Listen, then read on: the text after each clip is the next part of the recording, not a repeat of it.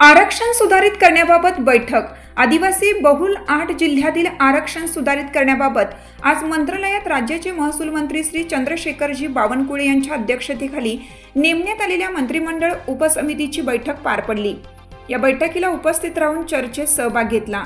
अनुसूचित जाती आणि अनुसूचित जमाती यांना त्यांच्या लोकसंख्येच्या प्रमाणात आरक्षण देऊन तसेच इतर कोणत्याही समाजावर अन्याय न करता उर्वरित ठिकाणी आरक्षणाची आकडेवारी ठरवण्यात येणार आहे। याबाबतची मंत्रिमंडळ उपसमितीची पहिली बैठक पार पडली। यात प्राथमिक मुद्द्यांवर चर्चा करण्यात आली। तसेच आगामी काळात याबाबत लवकरात लवकर निर्णय घेऊन मंत्रिमंडळात शिफारस करण्याचे ठरवण्यात आले।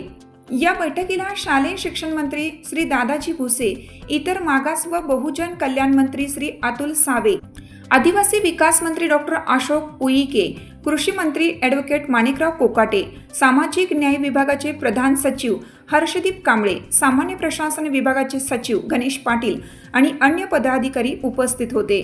लोकमान्य न्यूजसाठी संचालक लक्ष्मीकांत शिंदे, मुंबई।